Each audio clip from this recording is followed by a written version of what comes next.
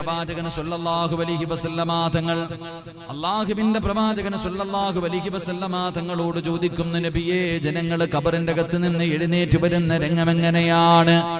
പ്രവാചകനതാ തന്റെ അനുചരന്മാരോട് പറഞ്ഞു കൊടുക്കുന്നു, ഖബറിന്റെ അകത്ത് നിന്ന് എഴുന്നേറ്റ് വരുന്ന രംഗമെങ്ങനെയെന്നറിയുമോ? അല്ലാഹുവിന്റെ റസൂല് പറയുന്നു, പട്ടികയുടെ രൂപത്തിൽ എഴുന്നേറ്റ് വരുന്നവരുണ്ട്, പന്നിയുടെ കോലത്തിൽ കിടന്നു വരുന്നവരുണ്ട്, കഴുതയുടെ രൂപത്തിൽ കിടന്നു വരുന്നവരുണ്ട്, പേപ്പട്ടിയെ പോലെ കിടന്നു വരുന്നവരുണ്ട്, ഉഹുദ് മലയോളം വലിപ്പമുള്ള വയറ് വലിച്ചു കൊണ്ടുവരുന്നവരുണ്ട്, പിൻദ്വാരങ്ങളിൽ കൊടികുത്തി വെച്ച് കൊണ്ടുവരുന്നവരുണ്ട്.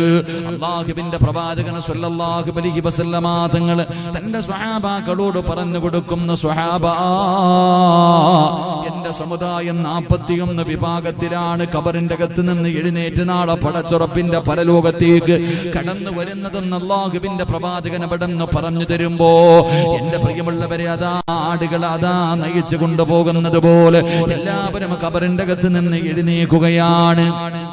ഇസ്രാഫീൽ എന്ന മലക്ക് സൂറന്ന കാഹളത്തിൽ ഊതി കഴിയുമ്പോ എല്ലാവരും ഖബർ പൊളിച്ചിട്ട് അവിടെ നിന്ന് എഴുന്നേൽക്കുകയാണ്. അല്ലാഹുവേ, മലക്കുകൾ ഇങ്ങനെ നയിച്ചു കൊണ്ടുപോവുകയാണ്. അല്ലാഹുവിന്റെ കോടതിയിലേക്ക് എല്ലാവരെയും കൊണ്ടു നിർത്തുകയാണ്. പടച്ചവനെ, ആകാശത്ത് നിന്നതാ മലക്കുകൾ ഓരോ കവാടങ്ങളിൽ, ആകാശത്തിന്റെ ഓരോ കവാടങ്ങളിൽ നിൽക്കുന്ന മലക്കുകൾ മുഴുവനും വരി വരിയായി ഇറങ്ങുകയാണ്. ചെമ്മിന്റെ തറയിൽ ജനങ്ങളെ മുഴുവനും ഒരുമിച്ച് നിർത്തിയിരിക്കുന്ന ദിവസമുണ്ടല്ലോ, ഈ മലക്കുകൾ മുഴുവനും വന്ന് 7 ആകാശത്തിലുമുള്ള മലക്കുകൾ മുഴുവനും വന്നിട്ട് ഈ മനുഷ്യന്റെ ചുറ്റുഭാഗം മുഴുവനും ഇങ്ങനെ ഒരു മതിൽ കെട്ടുപോലെ, അല്ലാഹുവേ, വലിയ ഒരു മതിൽ കെട്ടുപോലെ മലക്കുകൾ മുഴുവനും അതാ നമ്മളെ റൗണ്ട് ചെയ്ത് നിൽക്കുകയാണ്. എന്റെ പ്രിയമുള്ളവരെ, പ്രവാചകൻ സല്ലല്ലാഹു അലൈഹി വസല്ലമ തങ്ങൾ അവിടുന്ന് പറഞ്ഞു കൊടുക്കുന്ന, സ്വഹാബാ, അല്ലാഹുവിന്റെ പരലോകമുണ്ടല്ലോ, ഒരു മനുഷ്യനും തിരിഞ്ഞു നോക്കാത്ത പരലോകമുണ്ടല്ലോ. അല്ലാഹുവിന്റെ റസൂൽ അവിടെന്ന് പറയുന്നു, സ്വഹാബാ, അതാ നാളെ പടച്ചുറപ്പിന്റെ പരലോകമുണ്ടല്ലോ, അല്ലാഹുവിന്റെ കോടതിയുണ്ടല്ലോ. ആ കോടതിയെ കുറിച്ച് അല്ലാഹുവിന്റെ പ്രവാചകം തന്റെ സ്വഹാബാക്കളോട് പറഞ്ഞതെന്തെന്നറിയുമോ? പടച്ചുറപ്പിന്റെ അദാബുകൾ കൊണ്ട് നിറച്ച നരകമുണ്ടല്ലോ, ആ നരകത്തിലേക്ക് ഒരു മനുഷ്യനെ അല്ലാഹു നരകവാസികളുടെ കൂട്ടത്തിലേക്ക് പറഞ്ഞു വിടുകയാ. നരകവാസികളിൽപ്പെട്ട ഒരു മനുഷ്യനുണ്ടല്ലോ, അതാ അല്ലാഹു നരകത്തിലേക്ക് പറഞ്ഞു വിടുമ്പോ ആ മനുഷ്യൻ നിന്ന് കരയുകയാണ്.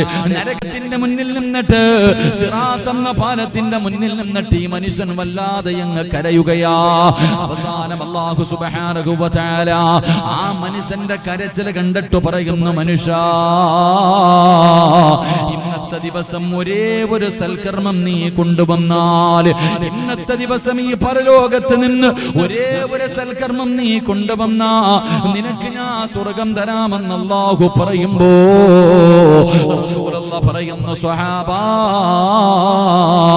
ഈ മനുഷ്യൻ ഇങ്ങനെ പരലോകത്തുകൂടെ ഓടി നടക്കുകയാണ്. പടച്ചവനെ, ആരെങ്കിലും എനിക്കൊരു സൽക്കർമ്മം തരുമോ? എല്ലാവരുടെ മുന്നിലും ഓടുകയാണ്. ഒരു മനുഷ്യനും ആ മനുഷ്യനെ സഹായിക്കുന്നില്ല, ഒരാളും തിരിഞ്ഞു നോക്കുന്നില്ല. അല്ലാഹുവിന്റെ പ്രവാചകൻ പറയുന്നു, ആ മനുഷ്യൻ അവസാനം ഇങ്ങനെ നോക്കുമ്പോ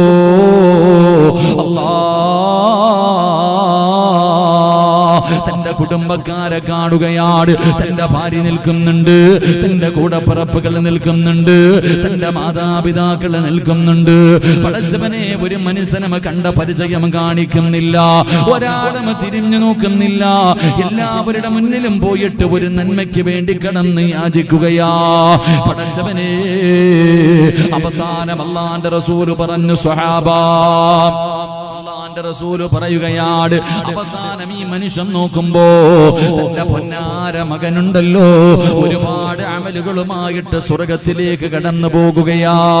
അല്ലാഹുവേ, ഉഹദ് മലയോളം വലിപ്പമുള്ള സൽക്കർമ്മവുമായിട്ട് അല്ലാഹുവേ, ഈ മനുഷ്യന്റെ പൊന്നുമോന് സ്വർഗത്തിലേക്ക് നടന്നു പോവുകയാ.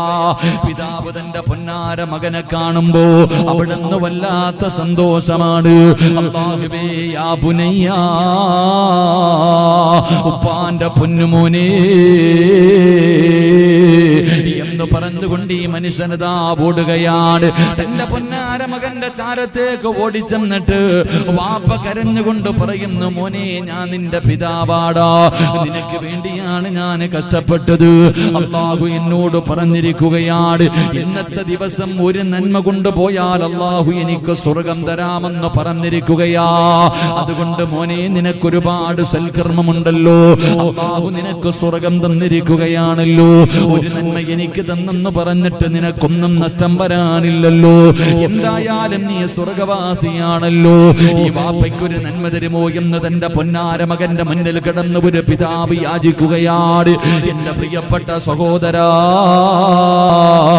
റസൂലുള്ളാഹി പറയുകയാ, പടച്ചവനെ തന്റെ പൊന്നാര മകന്റെ മുന്നിൽ കിടന്നിട്ട് ഒരു പിതാവ് യാചിക്കുന്ന ഒരു നന്മ എനിക്ക് തന്നാൽ മോനെ നിന്റെ കൂടെ എനിക്കും സ്വർഗത്തിൽ കിടക്കാൻ കഴിയും, പൊന്നുമോന് ഒന്ന് സഹായിക്കുമോ എന്ന് കിടന്ന് യാചിക്കുമ്പോ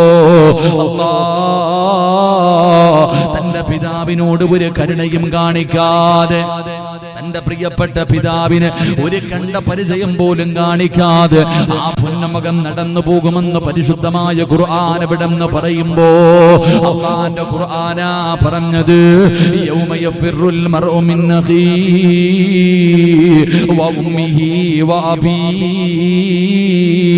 വ സ്വഹിബതിഹി വ ബനീഹി.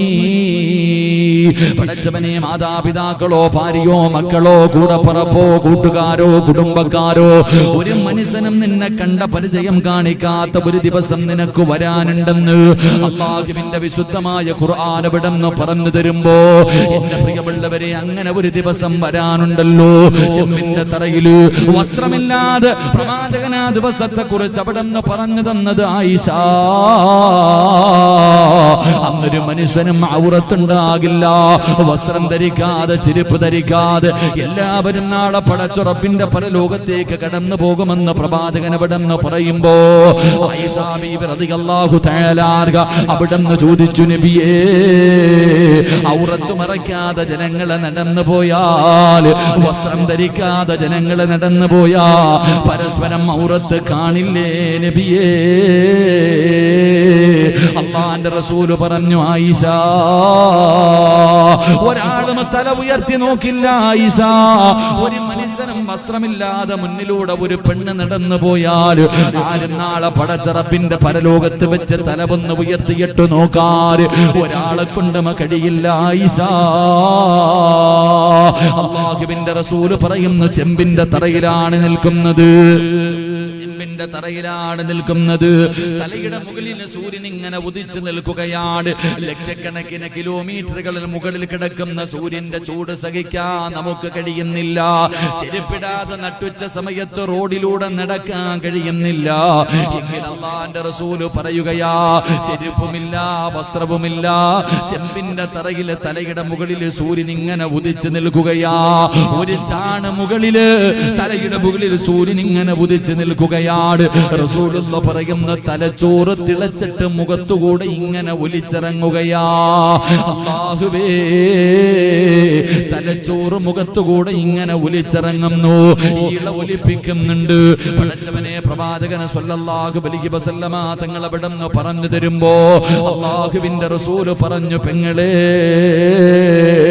അന്നത്തെ ദിവസമെങ്ങാണമെന്ന് പെണ്ണുങ്ങൾ പറയും പ്രസവത്തിന് മരണവേദനയാണെന്ന്. എങ്കിൽ അല്ലാഹുവിന്റെ റസൂല് പറഞ്ഞതെന്തെന്നറിയുമോ? അന്നത്തെ ദിവസമെങ്ങാണം ഒരു ഗർഭിണിയായ പെണ്ണുണ്ടെങ്കിൽ അവള് പ്രസവിക്കുന്ന വേദന അറിയില്ല പെണ്ണേ. നീ മരണവേദന എന്ന് പറയുന്ന ഈ വേദനയുണ്ടല്ലോ, അന്നൊരു പെണ്ണ് പ്രസവിച്ചാൽ ആ വേദന പോലും അറിയാത്ത ദിവസമാ. ഇന്ന് കെട്ടിപ്പിടിച്ച് മക്കളെ എന്ന് സ്നേഹത്തോടെ കൊണ്ട് നടക്കുന്ന കുഞ്ഞുങ്ങള് റസൂലുള്ളാഹി പറയുകയാ, പാല് കൊടുക്കുന്ന ചോരക്കുഞ്ഞിനെ ഉമ്മ വലിച്ചെറിയുകയാണ്. പാല് കൊടുക്കുന്ന കുഞ്ഞെ ഉമ്മയതാ അവിടെന്ന് വലിച്ചെറിയുകയാണ്. പടച്ചവനെ, പിഞ്ചു കുഞ്ഞുങ്ങളുടെ മുടി പേടിച്ചിട്ട് നരച്ചു പോകുന്ന ദിവസമാ. എല്ലാരും കരയുകയാണ്, എല്ലാവരും തലതാഴ്ത്തി നിൽക്കുകയാണ്, എല്ലാവരുടെ മുഖത്തും വല്ലാത്ത ഭയമാണ്. എന്റെ പ്രിയമുള്ളവരെ, എല്ലാവരും നാളെ പടച്ചറപ്പിന്റെ പരലോകത്തിങ്ങനെ ഒരുമിച്ച് കഴിയുമ്പോ അല്ലാഹു ജിബ്രീൽ എന്ന മലക്കിനെ വിളിച്ചിട്ട് പറയുന്നു, ജിബ്രീൽ, നരകത്തിന്റെ ഒരുപാട് ഭാഗത്ത് കൊണ്ടുവരാൻ അവിടുന്ന് പറയുകയാ. നരകത്തിന്റെ കാവൽക്കാരനായ മാലിക് എന്ന മലക്കിന്റെ ചാരത്തേക്ക് കടന്നു ചെന്നിട്ട് ജിബ്രീൽ അലൈഹിസ്സലാം അവിടുന്ന് പറയുന്നു, മാലിക്കേ, നരകത്തിന്റെ ഒരു ഭാഗത്ത് അള്ളാഹുവിന്റെ കോടതിയിലേക്ക് കൊണ്ടുവരാൻ പറഞ്ഞിരിക്കുകയാ. മാലിക് എന്ന മലക്ക് കരയുകയാ, എങ്ങനെയാ ജിബ്രീൽ, ഈ നരകത്തെ ഞാൻ എങ്ങനെയാ കൊണ്ടുവരുന്നത്? അവസാനം അള്ളാഹുവിന്റെ കൽപ്പനയാണെന്ന് പറയുമ്പോ ആ നരകത്തിന്റെ ഒരു ഭാഗത്തിൽ 70,000 ചങ്ങല കൊണ്ട് ബന്ധിപ്പിക്കുകയാണ്. 70,000 ചങ്ങലകൾ കൊണ്ട് നരകത്തിന്റെ ഒരു ഭാഗത്തെ ഇങ്ങനെ ബന്ധിപ്പിക്കുകയാ. പടച്ചവനെ, ഒരു ചങ്ങലയുടെ വലിപ്പം എന്തെന്നറിയുമോ?